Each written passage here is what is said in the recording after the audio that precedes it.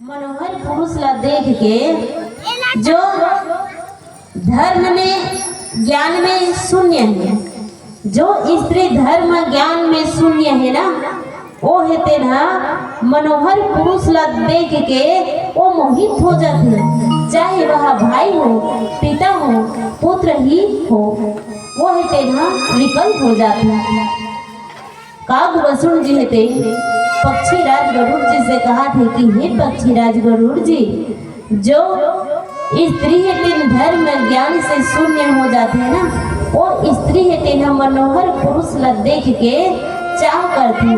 वह हेते ना भाई पिता पुत्र ही हो, विकल्प हो जाते हैं और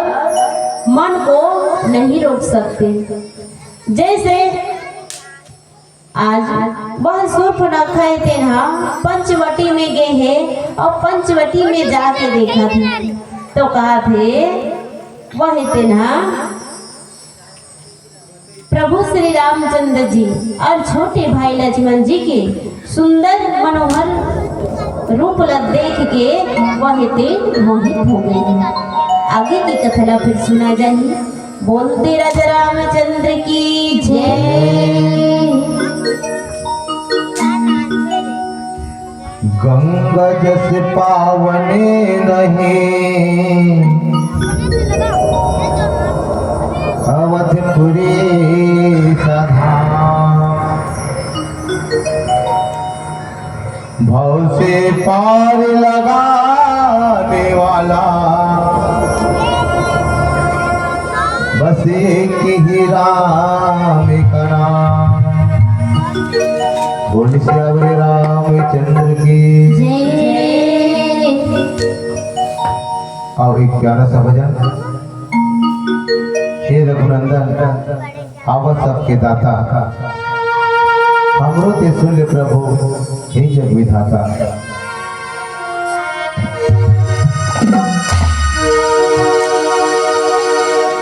Hey,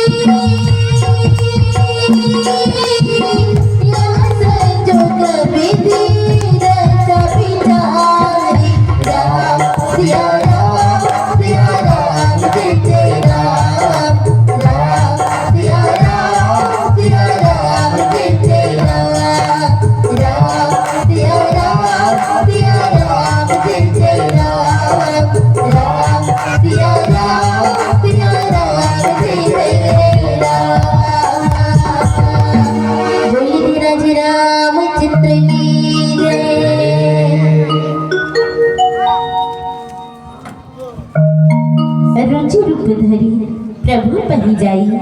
अबोली बचन बहुत मुस्काई। तुम सम पुरुष न मोह सम नारी, यह संजोग विधि रचा विचारी।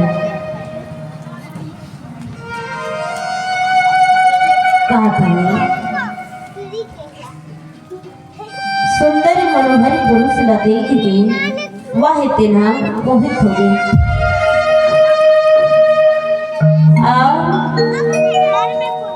सुंदर रूप धारण कर ले कहा था। सूर्पनखा है ते रावण के बहनी और राक्षसी ने और राक्षस और राक्षसी मन्ना माया करे अच्छा जानते ओहे तेढ़ा अपन रूप ला बने सुंदर बना ले।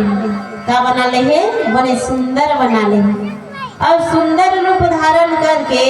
प्रभु के पास में चल दिखा और प्रभु के पास में जाके वह सब न खाए थे बहुत मुस्कुरावा था अब बहुत मुस्कुरा के वचन बोला थी कादी तो काय वचन बोला थी तुम सम पुरुष न मोर सम नारी और यह संजोग विधि रचा विचारी कहते न तो तुम्हारे समान कोई पुरुष है और न मोर समान कोई स्त्री। प्रभु के पास में चल रहे प्रभु के पास में जाके सुंदर मुस्कुरावत और मुस्कुरा के सुंदर वचन बोला थे कहा थे तो असन पुरुष नहीं है और ना मोर असन नारी नहीं है कब ये विधाता है तेना ये संजोग है तेला ये जोड़ा है तेला बहुत विचार के रचे कहा थे ये जो संजोग है ये जो जोड़ा है ना एरा ब्रह्मा है तेना बने विचार के और एरा रचे ही कहा कब मोर योग्य पुरुष वर जगत भर मां नहीं है का कहते मोर योग्य पुरुष ना ये जगत भर में नहीं है अब कहते मैं ये तीनों लोग खोज के देख डरे हूँ काय कहते मैं ये तीनों लोग खोज के देख डरे हाँ और मोला अपन योग्य के पुरुष आज तक ले नहीं मिले रिश्ता तब सूर्पनखा तेन कहा थे मोर योग्य पुरुष मोर योग्य वर मैं जगत भर में खोज डरे नहीं देखे मैं तीनों लोग खोज के देख डरे अब इसी से ना अब एकरे से थी मैं अब तक ले कुमारी होगा क्या कहते आज का दिन ले मैं खोज के देख डरे लेकिन तीनों लोग में मोर योग्य वर नहीं मिले रिश्ना ओकरे से थी मैं आज तक ले कुमारी हूँ मोर बर बिहाव नहीं हुई कहा थे ताते अब लगी रही हूँ कुमारी और मनुमान कछु तुम ही नहीं हारी कहा थे अब तक ले मैं कुमारी हाँ अविवाहित हूँ अब तोला देख के ना कुछ मन में चित ठहरे है कहा अब तोला देखे हो ना तब देख के या मन में चित कुछ ठहरे है कहा तो कहा थे जगत जननी माता सीता जी के तरफ ला वह सूर्पनखा तेरहा देखी और प्रभु श्री रामचंद्र जी है तेरहा बहु देखा थे के सूर्पनखा है तेरहा आए और ये है